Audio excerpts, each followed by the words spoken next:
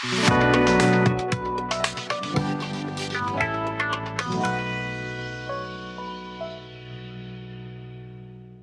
day, everybody, and welcome to yet another episode of Unleash with FTEM, Unleash with From the Expert's Mouth. And in this season two, we have largely been focusing on entrepreneurship. And today we have a special guest with us, Rishav Agarwal. And he's special because we will talk not just about entrepreneurship and his journey as an entrepreneur, but we will also be talking about his role that he dons as an investor, having invested in more than 50 startups. So, Rishav, welcome to the show. Thank you so much. It is nice talking with you, and thanks for inviting me. Yeah, you're welcome. So, Rishabh, as we always do, why don't you start a little bit about your background and your initial journey? Where did you start from, and how did you get into this fascinating world of entrepreneurship? Definitely. So, I belong to Asansol, West Bengal. So, I completed my schooling from there itself. Then I went to Chennai in 2015 for my graduation. I took BTech, like just like every other science student takes, either engineering or medical. So that's where I started my engineering graduation from there. So city was new, everything was new for me, and the startup word I never heard about it actually. So that's where then first year went across in understanding people, studying, etc. But in second year, I ended up doing internships. I completed 43 internships at work from home in second year. So, one second, let me digest this and let the audience digest this. You actually did 43 internships Yeah, in in one. the space of 1 year. Yeah, all work from home, and none of Okay. them were in my domain actually, which I was studying in. So I was studying engineering, and definitely I did internship in marketing, operations, HR, content, data, social media, campus ambassador, all kind of internship which I used to come across. So Okay. So that's I where had I. plans actually to discuss a lot of other things, but I must not lose this opportunity for our viewers because I see a lot of the young people struggling even to get one or two internships, even those from prestigious colleges. So how did you manage to get hold of 43 internships? During 2016 2017 time actually this internship world was getting fantasized actually, it was getting famous that time. So many startups were coming into the picture during that time, so they were looking for college students to work for them in terms of multiple things, etc. So Mhm. wherever I used to find these opportunities in any platform, internship platforms, or any kind of Google forms which I used to found on social media, I used to apply for it. So that's where I started seeing it. But yes, again, the scenarios are not exactly same in 2020 to 2023 Right. because that time it was getting new actually. So obviously, if someone is telling me that in 2022 you could have done 43 intensive, I would say no actually. So this is the time changer. It was also about the timing and also Mhm. about the place where I was in. So and also Right. about the interest of mine that I should do more and more intensive. And it ended up giving me multiple opportunities in terms of learning and then ultimately finding the problem for my startup. Right. And of course, what you say about the external circumstances holds true. Times have changed from 2016-17 to 2023 that we are in right now. But I guess it's also about the initiative that one takes. And some of the principles I think that you would have applied in your life at that point in time will still be timeless and relevant today to the current youth and the current generation. Right. So these would be things like proactively looking out for opportunities.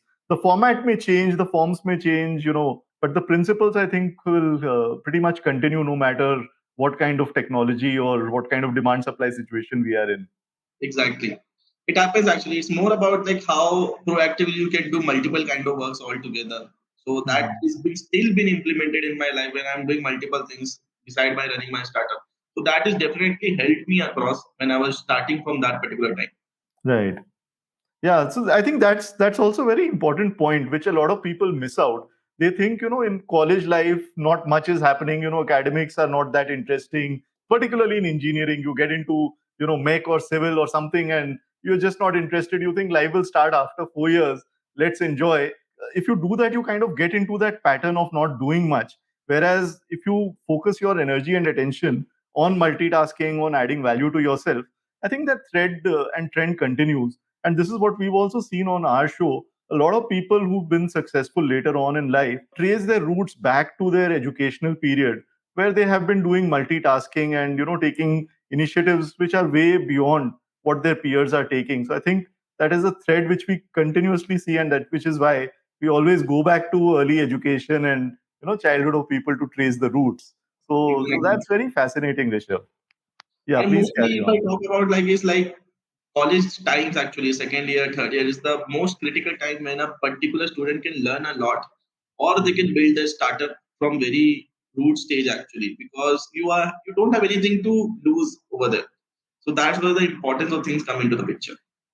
Right. You mentioned that you did a bunch of internships in, so many different areas.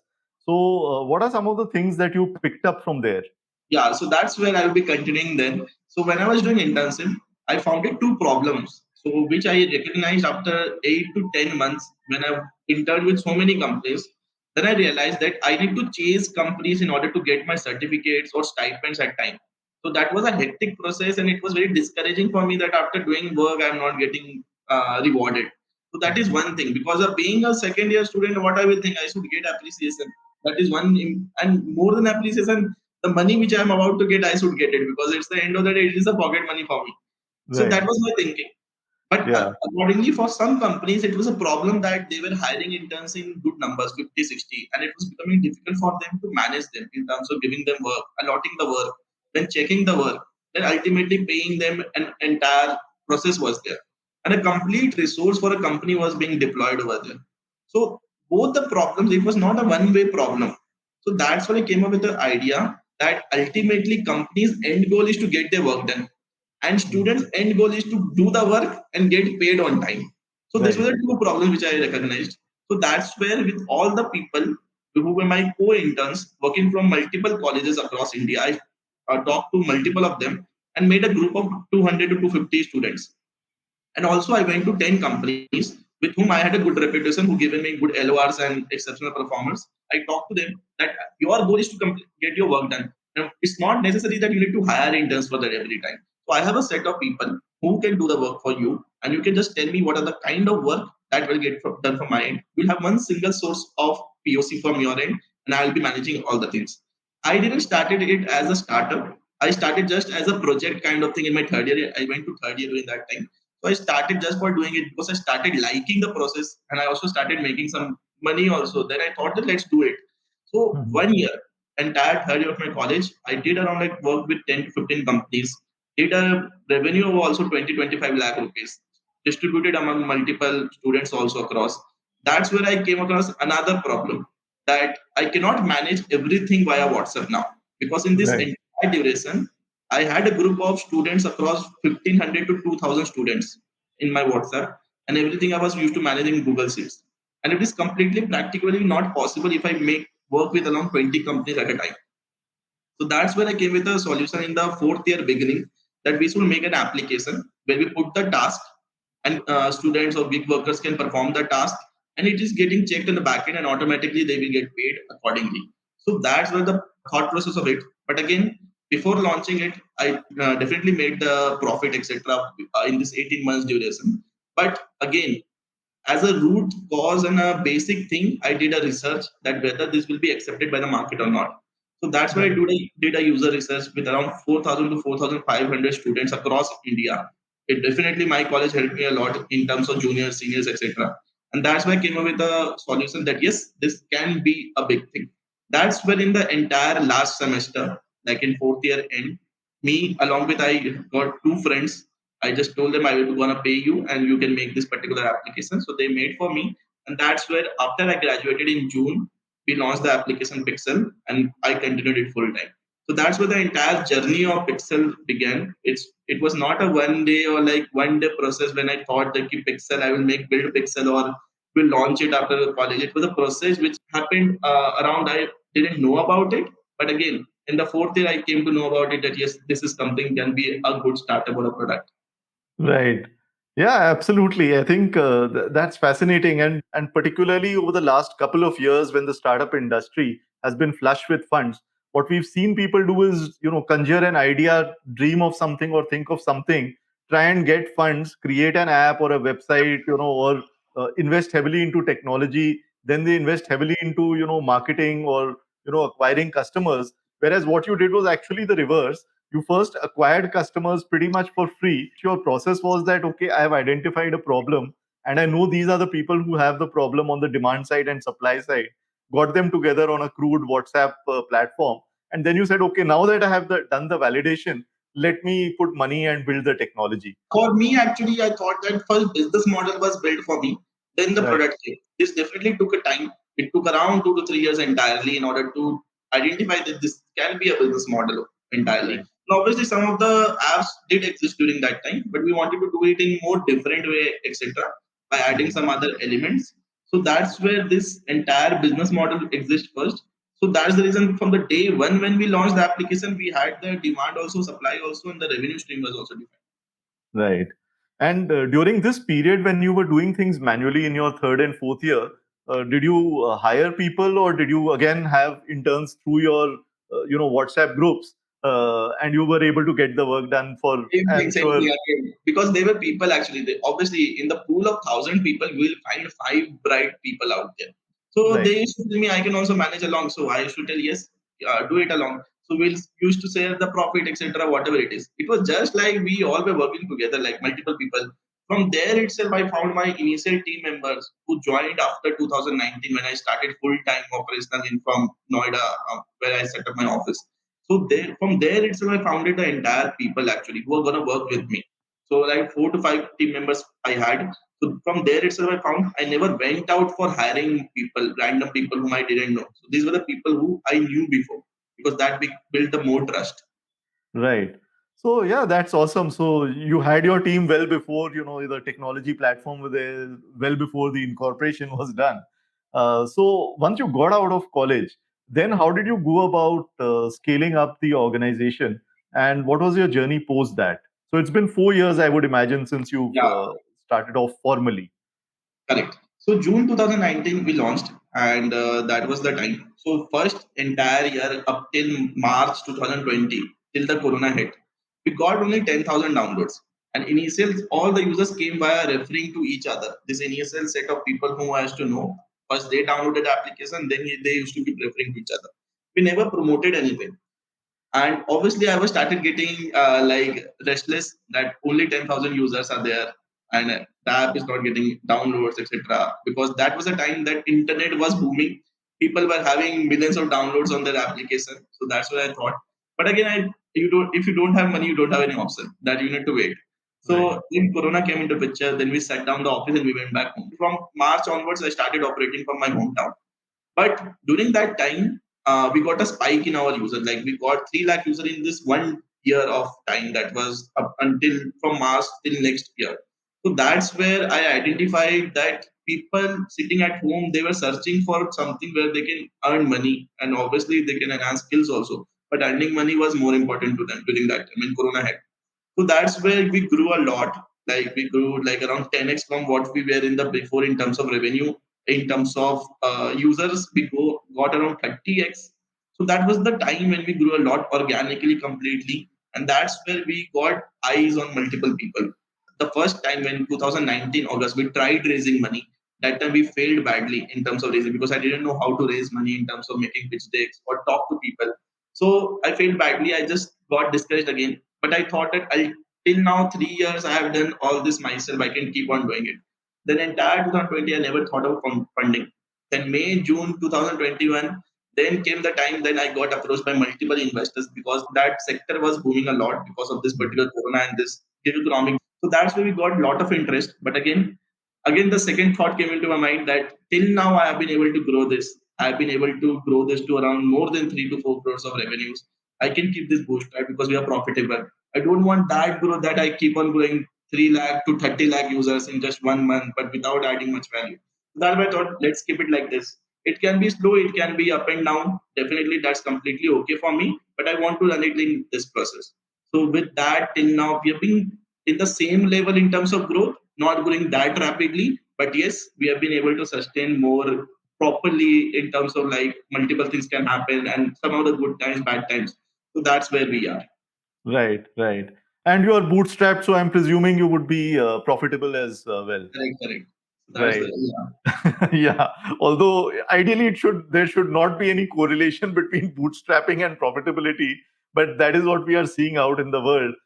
Investor money, if it is there, then people don't mind flushing it down just to get, as you mentioned. growth at any cost. So I think that is the mindset, which is of course changing now with Yeah, it's the changing funding now. winter and everything coming in. Right. Awesome. So, what are some of the growth strategies that you've adopted during this period? Because obviously, you did not have a pool of infinite capital to flow into digital marketing and stuff. So, what were some of the things that you did to grow your user base and to what it's like 750K now? Yeah, 7.5 lakhs. Yeah, 7.5 lakhs. So that's not slow growth by any means. It may not be comparable to what people do by just buying users at any cost. But for organic growth, I would say it's a very very healthy and respectable number. So congratulations for that. Thank you so much. So we didn't do anything actually in terms of promoting the application. We just keep it very simple that in our application you can do tasks, you can earn money. Because people don't want that you come, you do something random things and then you get this and from that you earn money. We didn't diverted the users. We just kept our communication very simple that you will install the application, you will do tasks, you will earn money, you did not pay anything. This is simple communication what we kept, and this communication helped a lot in getting eyes of multiple influencers actually. So they started promoting them by themselves actually. So Okay. you will see multiple videos about Pixel on YouTube, on Instagram reels they made by themselves, and they started promoting it. From there we got a lot of attention and we got a lot of users from their side, and that was completely by their own. When one people start doing it and other people just start seeing them and making that similar kind of videos, so that's what we have been seeing, and that was we witnessed in 2020s and 2021. So that was the time we got lot of eyes in terms of via this organic promotion which was being done. So that was the Mhm. only thing which happened in a good way. And yes, obviously we find lot of good people on our platform who kept earning money, who kept working with us. We started curating multiple people from our user base, that these are the skilled ones, these are the unskilled ones, etc. So that's why we kept on doing it along, and with the Mhm. time we also multiple things. And obviously now is the time is being we are completing 4 years, we are gonna redevelop the application, we are gonna bring the version 2, because this was the only version 1 which we launched. We're completely running it since 4 years, we never Okay. changed anything. So now we are doing it, we are in the process of doing it. Okay. Wonderful. And are you looking at raising external capital, or you have enough to bootstrap it for some more time? Neither I have enough, but I would say like I won't raise in this venture at least. I will keep on running it like this. So that is one choice what I have made for this particular startup. Maybe sometime down the line after 2 years, if I start something, I might raise over there. So that can be, because obviously you will definitely vouch for this. Like not all startups can be bootstrapped because some will need capital, because Surely, there's like surely. some of the startups they need to build a product initially, they need some capitals in order to get that particular thing, and that can become to 1,000 crores of market. So for me, if I start with something else which might need a good capital also in order to start it, etc., so I might do that after down the line. But for this particular model or for this particular startup, I'm not going to do that. Right. So, as a founder, what is your thought process or what is your mental model in terms of deciding whether to raise capital or whether to, continue being bootstrapped? And a lot of startup founders face this question. Not many of them have the choice, because their business model itself may not be robust. So, bootstrapping is not an option because they need funds to even sustain and to pay salaries. But if they do have that luxury, what is your thought process, what is your mental model, and what is the advice you would give to them? See, there are two type of people which I also see, because I keep on talking to multiple founders, because I also invest in companies. So that's where I talk to multiple founders. Some of these founders they just raise because everyone is raising, and they think that I will only make the product after I raise it successfully. If they want to build something, they will build it anyhow. Even if they fail to raise, they will build some of the MVP or or a minimal product also by doing anything, by doing any jugaad. If I talk about, so that's really I want to see in that particular founder. That is one type of founder. And second is obviously they have done something, they have the proof of concept, they know what is the business roadmap, etc. Now obviously they need capital in order to grow it. So that's a complete solution around it. But there are two types of people, as I told. One who want to raise because they want to raise because everyone is doing it. Second, they want to raise because they want to build a business. So I tell to founders, you only try to raise once you are ready to take that particular external capital. That is one way of doing it. Second, some of the profitable startup also they want to raise again. I first Definitely, being myself founder, I obviously suggest them that even if you're profitable now, try to remain like that. There's no necessary that you want to get funded right away. Definitely, if you're trying something new, you can do that. In the same business, you can be try to be bootstrapped, because that can give you more liberty in terms of doing multiple round of things rather than Hmm. many stakeholders coming into your business. These are three types of people with whom I talk to on a regular basis. And the fourth one, most important, which I see, is like students, like who enter into startup journey.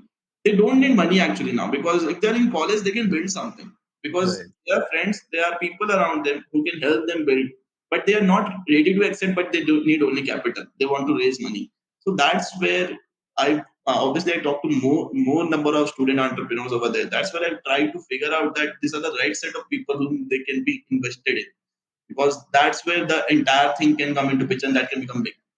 Yeah, absolutely. I think, as you said, people are raising it because it's seen as the right thing to do, and if you don't do it, you have that FOMO factor kicking in, the fear of missing out because everybody else seems to be doing that. And it's important to know the reasons why you want to raise capital. The other thread that you mentioned is also very important, which unfortunately people realize by the time it's too late, which is the independence that you lose as a founder if you get too many other stakeholders involved. Thankfully, you haven't had to go through that process yourself, but you seem to have learned that lesson already.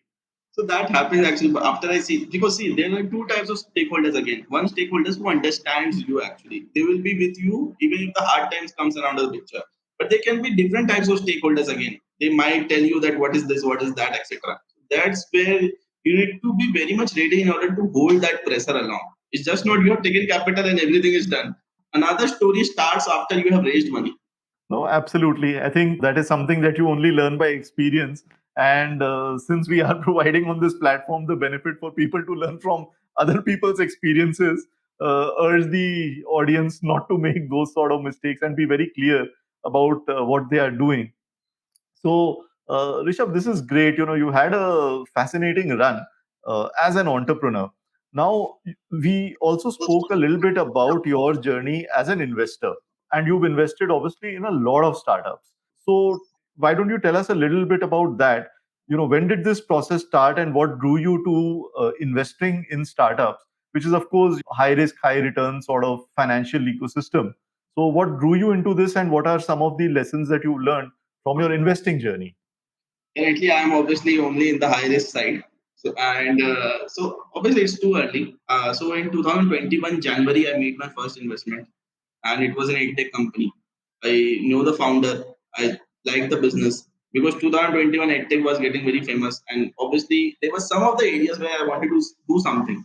Like one was around the food tech, one was around like edtech also, around the fintech, etc. But it's not possible that I can do everything. So that's why I thought with the process that if you can put some money in this startups, which can be a big thing, it can help me to make the multiples of my money actually. So that's where this thought process came into the picture. So that's where I started investing. I made my first investment, and then I started talking to a lot of founders. And this process got more streamlined in 2022 when more founders started approaching me when I made some investments. When I also did something in my startup, they thought that this is the right person who can help us also in the journey. So most of the founders who reach out to me, they don't reach out only for just for funding, but also they can see that how I can help them in terms of their business or their startup in the initial days. That is one way of doing it. Second, what I see is personally is the founders. Wow, how good the founder is actually. Because even if the company is not making revenue, company is yet to launch the product, but again, the founder has the zeal of doing that. That will be more investable rather than just presenting me something in terms of papers and then I'm reading it and I'm not doing it. So it's more about founders, what they are trying to do, how big they can do, and how well they can do. So that's where my entire thesis comes into picture. And I mostly invest in early stage companies, like when they raise pre-seed, seed, angel rounds mostly. And 70%, around 70 to 80% of companies are invested are in that particular criteria, and around 20% are there in the pre-series, series, and series B, where I see this particular companies can grow more big, where I lose the opportunity in investing in like seed rounds or angel rounds. Right. There are a lot of people, particularly right now, who are struggling with the issue of raising funds, given that we are, just going through a fairly prolonged funding winter. So, what are some of the things that you've seen in terms of mistakes that people are making while approaching investors or while approaching or thinking about their business models itself?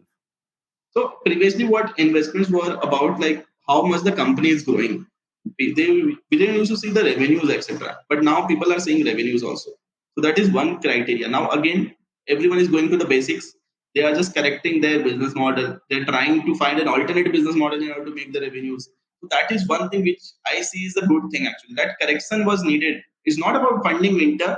I Right. won't say that the winter is there because like a sufficient amount of money is being flown in as of now, but to the right set of good companies, etc., who have a good product roadmap or a business roadmap.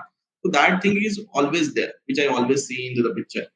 Again, they are going to the basics. Basics needs to be corrected, where to stop the expenses which is not needed and to put it in the places where it can help them grow their business. So that one thing which I've been observing and I've been seeing in the entire ecosystem as a whole, which is definitely a good thing. Right. If you go back to the fundamentals of the business world, I think this is business 101. And anybody who's been in business for over a decade will tell you that they've seen cycles.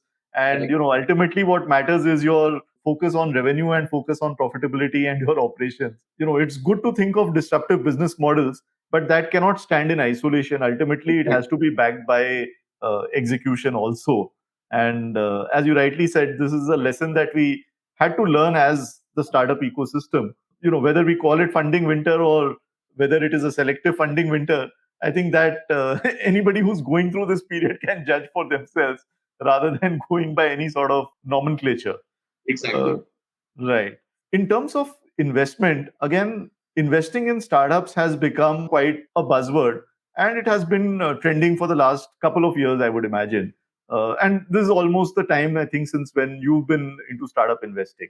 So, for people who have extra money to invest and they are thinking of whether I should invest in fixed debt instruments or equities and the stock markets, or whether I should invest in startups and do angel investing, how would you suggest that they go about allocating their capital in terms of startup versus the other investment options that they may have? Correct. So obviously, as a particular person, you need to diversify. So I also invest in FDs, mutual funds, stocks. I have stopped now, but PPFs, all those kind of instruments which you see in the market. So where I can get fixed return, definitely. So that security everyone needs. So obviously that is needed. But again, after that also, if you have some money for which you can take the risk, that definitely we can go ahead and invest in startups. So that's where I've been like from past week I've been doing also a webinar for angel investors who have the money but they don't know how to invest the money, what to structure, all the basics, etc. So that's where people the lack is of the awareness, the process, etc. All this needs to be aware to people.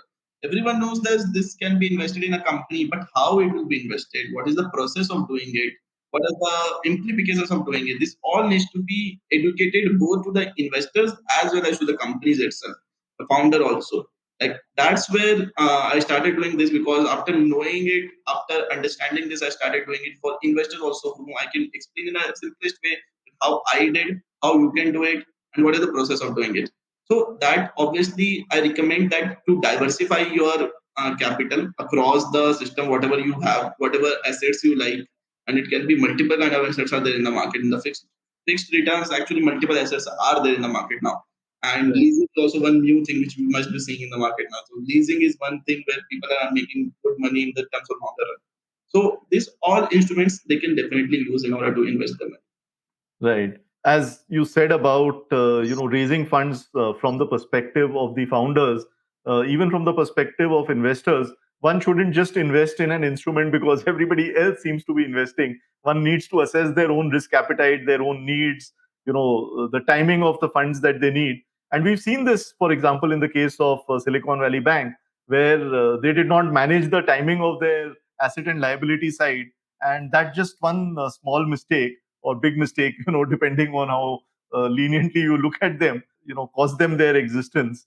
And that is so true for all of us as individuals managing our own portfolios as well. Coming to the last segment of the discussion, where we typically talk about the advice that you need to give. Of course, this entire conversation has been filled with nuggets of advice and wisdom from your short 4 year journey, but with a lot of multitasking and with a lot of learning, which normally people take very long to learn all of these lessons which you've been able to do in the last 4 to 6 years. So, what are the one or two things that you would mention to people who want to start off on their own? And again, if you look back at your time in college, let's say people who are just in college or out of college and in a job which they just don't enjoy, because that's what I see particularly in the youth. 6 weeks into the job, first job out of campus, and they already are looking out. For that segment, what is it that you would suggest to them? Yeah, so I say this everywhere. Like, don't start a startup because everyone is doing it. It's not important that everyone needs to have a startup. Everyone is having this founder and CEO tag in their account or LinkedIn heading. It's not necessary. You can work with some of the good startups also. You can help them grow, and definitely you will also grow as an individual. We see that employees also make money while working in startups. It's not only the founders or the investors are making money. Employees also do make money. They also stick to the basics again, just like founders and investors are sticking to that particular basics for 5 years. If employees are sticking it, the initial employees do make money if the company grows. So that is one thing. It's not necessary that everyone needs to be a founder. Second, if you're starting from your college, definitely there are multiple resources around you. Don't look for the capital straight away. Look for the resources, like in terms of who can help you in terms of building it.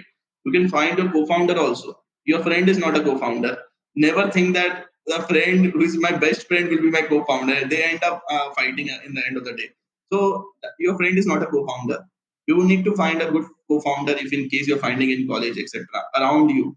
Look for resources because that can help you in terms of longer. Even if your startup gets failed, there's no harm for you because you will get learning of running an operational based of kind of business from your college. Tomorrow, if you go for MBA or for some kind of college interviews also, or like some campus interviews also, you can answer these questions in more practical scenario rather than reading it from somewhere. So this will definitely help. Failing is okay, you should fail, but that can help you in terms of learning in the longer run. Yeah, I think those are priceless lessons, and you can fail, but don't do something thoughtlessly and then fail, and then continue doing the same things or similar things in a thoughtless manner. Because it's not about the fun of failing. It is about doing something thoughtfully and then introspecting on why that failure happened and what did you do wrong, and learning those lessons and improving upon your journey going forward. So I thought, it's pertinent also to put this in context, because failure has been eulogized so much that people just take it for granted that, yes, of course, 9 out of 10 startups fail. Let's blow up some money and some time. At least, we'll be part of the majority. If you do things thoughtfully, there are chances, as we've seen in Rishabh's case, where first time entrepreneurs with their first venture itself can succeed. And we've seen several other examples on this show earlier with some of our guests who started off things in college or at an early stage, or who did things maybe 20 years after working in corporates, but they put their thought process into what they were doing, and most importantly they identified the customer problem that they were trying to solve and built a business around it, rather than going the other way around and saying, okay, I want to do a business, I need capital, and now let me figure out what is it that I want to solve. Right. So those are some of the lessons that Rishabh has shared amongst many others. So what we will do is encapsulate some of the pointers and some of the learnings from this insightful discussion and put it up on a post on our website from theexpertsmouth.com, so that you can go and read the post, and all the other episodes of similar discussions with other guests of Unleash with FTEM season 1 and season 2 are available in playlist. We'll put the link to those playlists in the description and in the comments below, as also the link to Rishabh's app that he built or at least formulated even while he was in college in third year, drawing out of his experiences of 40 plus internships in the second year. And that itself is quite inspirational to at least go and take a look at the app that Rishabh has built, which is called Picxele. And since we live in an algorithmic world, please do ensure that you like and comment on this video. Share it with your friends who can all draw benefits from this insightful discussion. and subscribe and hit the bell icon. So, with that, Rishav, thank you so much. And any parting piece of words or wisdom that you want to share with the audience? Nothing much. I have said a lot actually. Let people digest that much, and let obviously people will might learn something like for me or the other people who have came into this particular channel and spoke about their experiences later. So thank you so much. Thanks for inviting me again, and it was great speaking with you and great knowing you. Thank you so much. Thank you, Rishav, and thank you, everybody. And we will see you in the next episode.